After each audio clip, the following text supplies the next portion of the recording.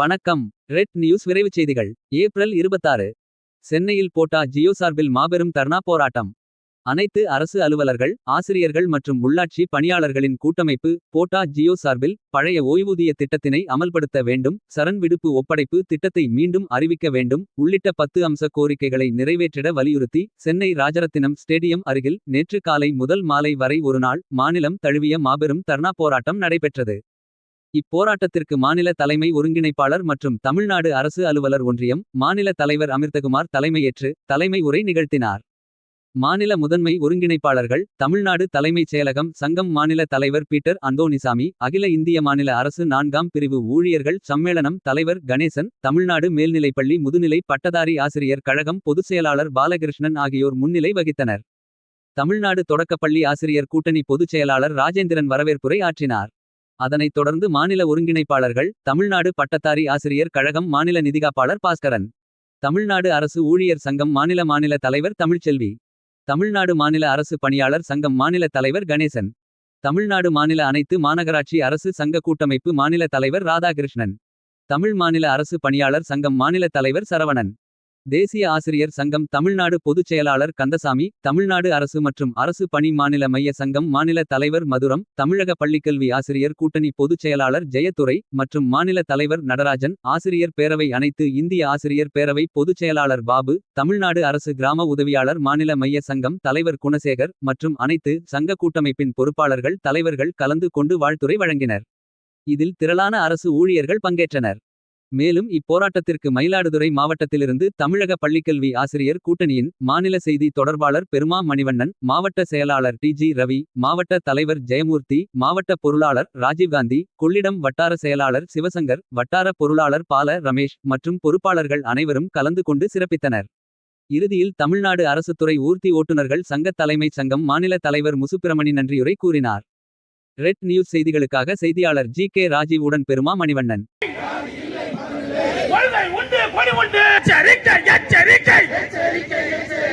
எச்சரிக்கை செய்கின்றோம். நிச்சயமாய் நாங்கள் எல்லாம் ஒன்றுபட்டு நிற்கின்றோம். அவள் படுத்து படாவிட்டால் உங்கள் போக்கு மாறாவிட்டால் போராட்டங்கள் தீவிரமாகும்.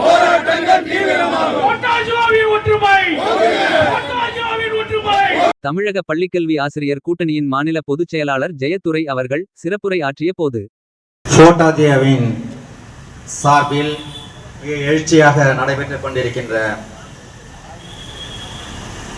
இந்த தர்ணா போராட்டத்திற்கு தலைமையேற்று சிறப்பாக நடத்திக் கொண்டிருக்கின்ற மயில் மாவட்டத்தின் மாவீரர் ஆற்றல் மிக்க அண்ணன் மாநில தலைமை ஒருங்கிணைப்பாளர் அமிர்தகுமார் அண்ணன் அவர்களே, இந்த சிறப்பான போராட்டத்தினை மாநில தலைமை ஒருங்கிணைப்பாளர் மரியாதைக்குரிய அண்ணன் பீட்டர் அந்தோணசாமி அவர்களே, அதேபோல் முன்னிலை ஏற்று சிறப்பாக நடத்தி கொண்டிருக்கின்ற தலைமை ஒருங்கிணைப்பாளர் மரியாதைக்குரிய அண்ணன் கணேசன் அவர்களே, முன்னிலை வைத்து நடத்தி கொண்டிருக்கின்ற தலைமை ஒருங்கிணைப்பாளர் மரியாதைக்குரிய அண்ணன் பாலகிருஷ்ணன் அவர்களே, சிறப்பாக வரவேற்புரையாற்றிய ஒரு பேருரையாற்றி அமர்ந்திருக்கின்ற மாநில தலைமை ஒருங்கிணைப்பாளர் மரியாதைக்குரிய அண்ணன் ராஜேந்திரன் அவர்களே, வாழ்த்துரை வழங்கி அமர்ந்திருக்கின்ற தோழமையிக்க நண்பர்களே, வருகின்றிருக்கின்ற தோழமையிக்க சான்றோர்களே, உங்கள் அனைவருக்கும் நான் சார்ந்திருக்கின்ற தமிழக பள்ளிக்கல்வி ஆசிரியர் கூட்டணியின் சார்பாக வீர வணக்கத்தினை தெரிவித்துக் கொள்கிறேன். ஒரு நாட்டினுடைய வளர்ச்சி எவ்வாறு இருக்கிறது என்பதற்கு ஒரு அளவுகோல் அந்த நாட்டினுடைய கல்வி, சுகாதாரம், மருத்துவம், இதனை அடிப்படையாக கொண்டுதான் அந்த நாட்டினுடைய வளர்ச்சி அங்கே அளவிடப்படுகிறது. அமெரிக்கா ஒரு வளர்ந்த நாடு என்றால் அங்கே அனைத்தும் சிறப்பாக இருக்கின்றது என்ற பொருள். அதேபோல் ஒவ்வொரு நாட்டினுடைய வளர்ச்சியும் கல்வியும் மருத்துவமும் சுகாதாரமும் இது மூன்றையும் அடிப்படையாக வைத்துதான் அந்த நாட்டினுடைய வளர்ச்சி கணக்கிடப்படுகிறது. ஆனால் தமிழகத்தில் இன்றைய நிலை எவ்வாறு இருக்கின்றது என்று நாம் கொஞ்சம் சிந்தித்து பார்க்க வேண்டும்.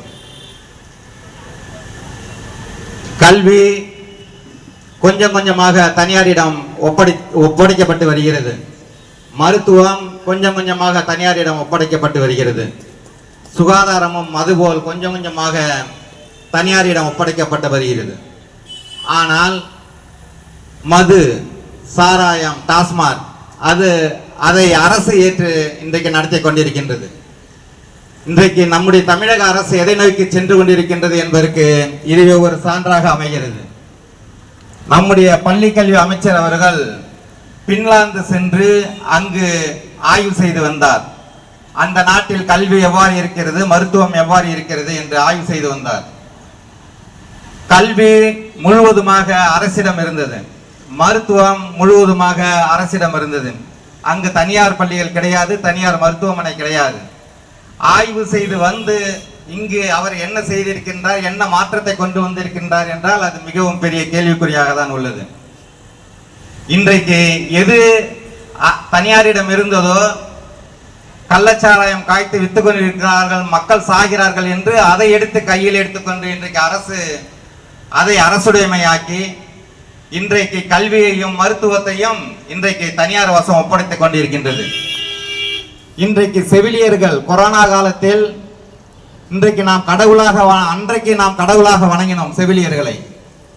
தன்னுடைய உயிரை பணயம் வைத்து குடும்பத்தை விட்டு, பிள்ளையை விட்டு, பெற்றோரை விட்டு 15 நாட்கள் 30 நாட்கள் என தனியாக ஓரிடத்தில் ரூம் எடுத்து தங்கிக் கொண்டு மருத்துவம் பார்த்தார்கள். அன்றைக்கு நாம் கடவுளாக வணங்கிய அவர்களை இதுவரை அவர்கள் தொகுப்பூதியத்தில் தான் இருந்து கொண்டிருக்கின்றார்கள்.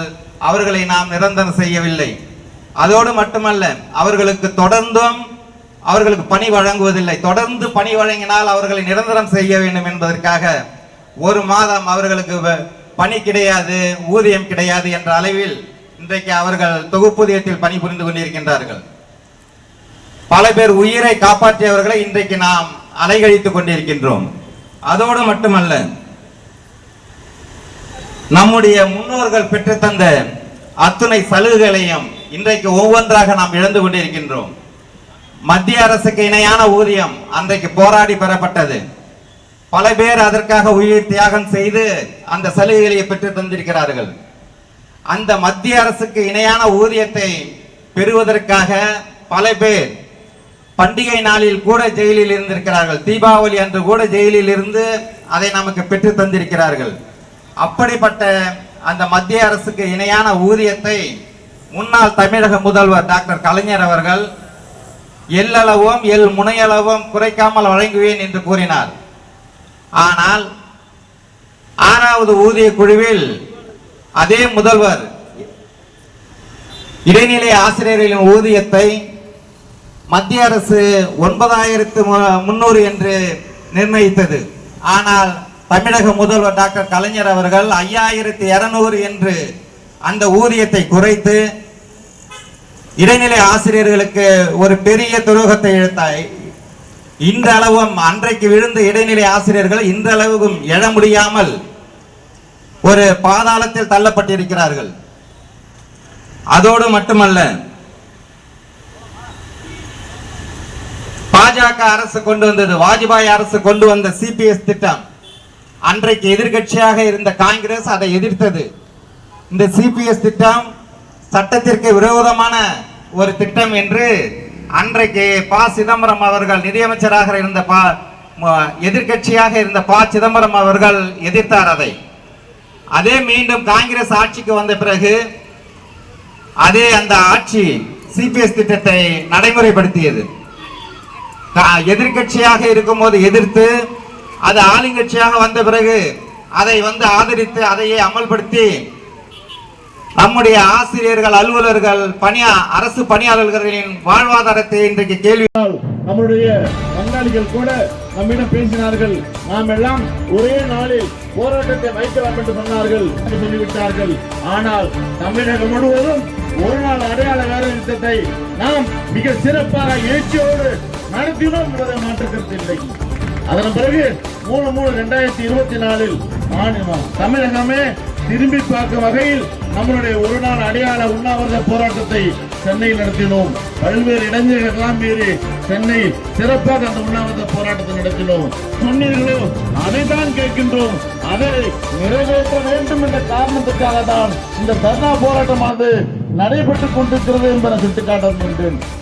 இன்னும் சொல்ல போனால் 24/2/2025 அன்று மாண்புமிகு பொதுப்பணி நெடுஞ்சாலை மற்றும் சிறு துறைமுகத்துறை அமைச்சர் மரியாதைக்குரிய ஏவா வேலு அவர் தலைமையில் 4 அமைச்சர்கள் கொண்ட குழு பேச்சுவார்த்தைக்கு நம்மளை அழைத்தது. நாம் சென்று பேச்சுவார்த்தையில் கலந்து கொண்டோம். கோட்டாட்சியின் சார்பில் முதலில் நாம் கலந்து கொண்டு நமது கோரிக்கைகள் எல்லாம் முழுமையாக உள்வைத்தோம். முழுமையாக உள்வாங்கிய அமைச்சர்களுக்கு குழு இதை முழுமையாக முதலமைச்சர் கவனத்திற்கு கொண்டு செல்ல வேண்டியது எங்களது கடமை. அதை முழுமையாக நாங்கள் செய்வோம் என்று சொன்னார்கள். நாமும் காத்திருந்தோம். 13ஆம் தேதி திடீரென்று மரியாதைக்குரிய நிறுத்தினார்கள். நீங்கள் வந்த பிறகு அதை முழுமையாக நிறுத்திவிட்டீர்கள். நீங்கள் கொடுப்பீர்கள் என்றுதான் உங்களை கொண்டு வந்தோம். ஆனால் நீங்கள் முழுமையாக நிறுத்திவிட்டீர்கள். இதற்கெல்லாம் ஒரு காலக்கெடு ரொம்ப தூரம் அல்ல. அதுபோல் சரண்டர் பெற்றுக் கொண்டிருந்தோம். கொரோனாவை காலங்காட்டி கடந்த ஆண்டவர்கள்